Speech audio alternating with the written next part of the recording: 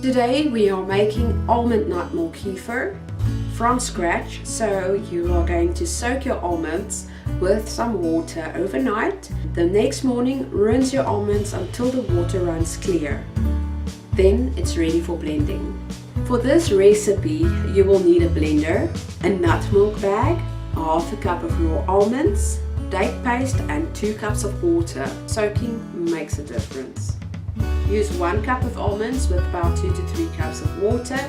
Let it soak overnight. The next morning you rinse your almonds until the water runs clear, and then it's ready for blending. You will also see that your almonds are plump and bigger in size when they are ready to use.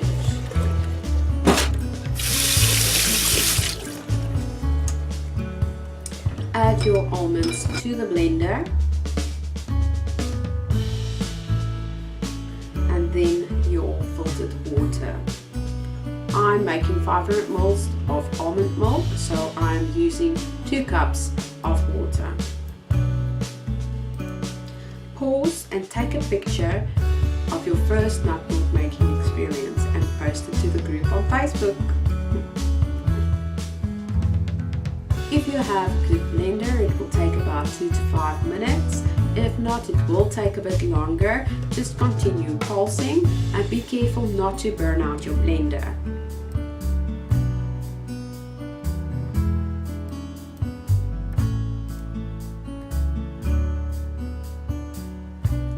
Continue pulsing until you've reached the consistency of milk and until you don't see big pieces of almonds floating around in the nut milk. Squeeze the nut milk bag and get as much milk from it as you possibly can. Careful not to break the bag because some of them are quite a bit flimsy on the edges.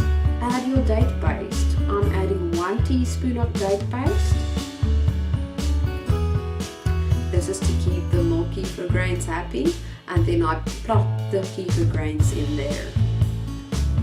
Cover and let it ferment on the counter and taste it after 12 hours. If it's still sweet, let it go a bit more for 24 hours, and if it's still sweet after 24 hours, add less date paste next time. Expect the almond milk to separate. It's only nuts and water, so just give it a good shake before using it. Enjoy and tell me what you think of your nut milk making experience. Thank you. Goodbye.